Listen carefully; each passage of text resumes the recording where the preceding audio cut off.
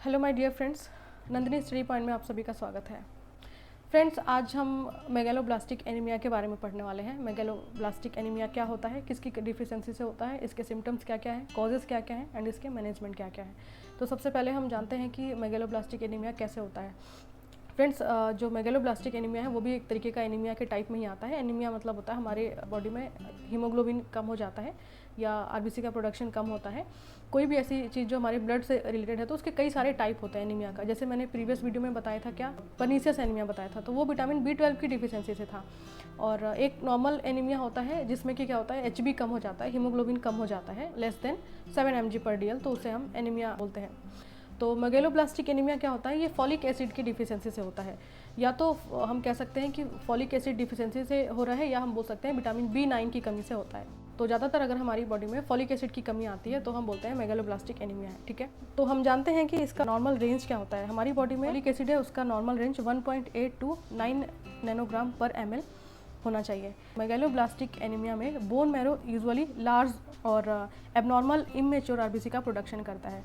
जब large abnormal immature RBC का production करेगा तो जो इस टाइप के आरबीसी होते हैं वो क्या करते हैं, मेगैलोब्लास्टिक एनीमिया कॉज करते हैं। इसलिए इसे हम मैक्रोसाइटिक एंड नॉर्मोक्रोमिक एनीमिया भी कहते हैं। इसमें ना ही हमारे हीमोग्लोबिन में कमी आती है और ना ही हमारे आरबीसी में कमी आती है। इसमें कमी आती है तो क्या, हमारे बॉडी में फॉलिक एसिड डिक्रीज हो जाता है, कम हो जाता है। ठीक है, ये होता है मेगैलोब्लास्टिक एनीमिया। बात कर लेते हैं कॉजेज़ की।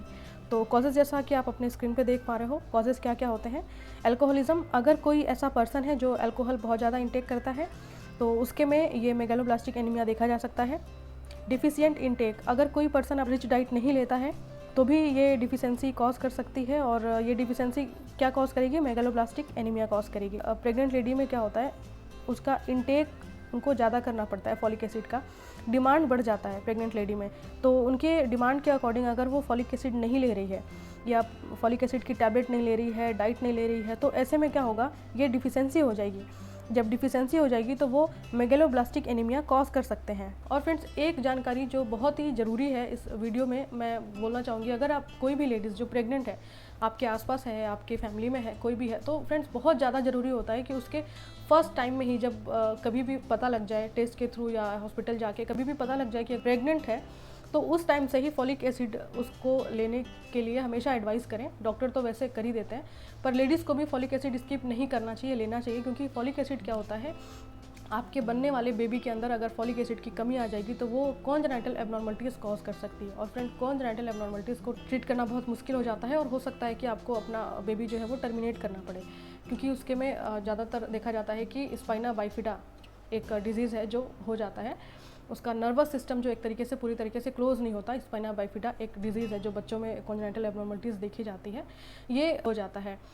तो इससे ट्रीट करने के लिए, मतलब अपने बच्चे को आप चाहती हैं कि आप सही सलामत बच्चा पाएँ और हर तरीके से परफेक्ट होना चाहिए, तो उसके लिए आपको जब से पता लगे कि आप प्रेग्नेंट हैं, वैसे उसी टाइम से फॉलिक एसिड अपने डाइट में भी लेने लग जाएं और फॉलिक एसिड टैबलेट भी ऊपर से लेने लग जाएं। क्योंकि प्रेग्नेंट लेडी में फॉलिक एसिड का डिमांड बहुत ज़्यादा चाहिए होता है। फॉलिक एसिड इतना ज़रूरी होता है प्रेग्नेंट लेडी में, इन्फेंट में भी ज़रूरी होता है। तो जब भी डिमांड बढ़ जाता है ना हमारी बॉडी में फॉलिक एसिड का, तब भी अगर कमी आए तो मेगैलोब्लास्टिक एनीमिया कॉज कर सकता है। तो फ्रेंड्स, ये तो थे इसके कॉजेज़ कि क्या क्या कॉजेज़ होते हैं मेगैलोब्लास्टिक एनीमिया के। अब हम जानते हैं कि इसका मैनेजमेंट कैसे किया जा सकता है। तो वो भी आपके स्क्रीन पे एक के बाद एक दिख रहा है, जो कि है मेथोट्रेक्सेट। मेथोट्रेक्सेट टैबलेट देते हैं जो इम्यूनो मोडिफायर ड्रग होती है, ये हमारी इम्यूनिटी को स्ट्रॉन्ग करती है। एंड फेंटोइन ड्रग देते हैं जो कि एंटी कन्वर्जन ड्रग है। एंड नाइट्रस ऑक्साइड भी देते हैं टैबलेट। और अगर हम इसके डाइट मैनेजमेंट की बात करें, फ्रूट्स और पीनट्स, ग्रीन वेजिटेबल्स एडवाइस किया जाता है। और oral IV folic acid supplement भी दिया जाता है। तो फ्रेंड्स, ये था मेगैलोब्लास्टिक एनीमिया को लेकर के एक छोटी सी जानकारी। आई होप वीडियो आपको अच्छी लगी होगी। फिर मिलते हैं नेक्स्ट ऐसे ही किसी इन्फॉर्मेटिव वीडियोस के साथ। तब तक के लिए बाय बाय, टेक केयर।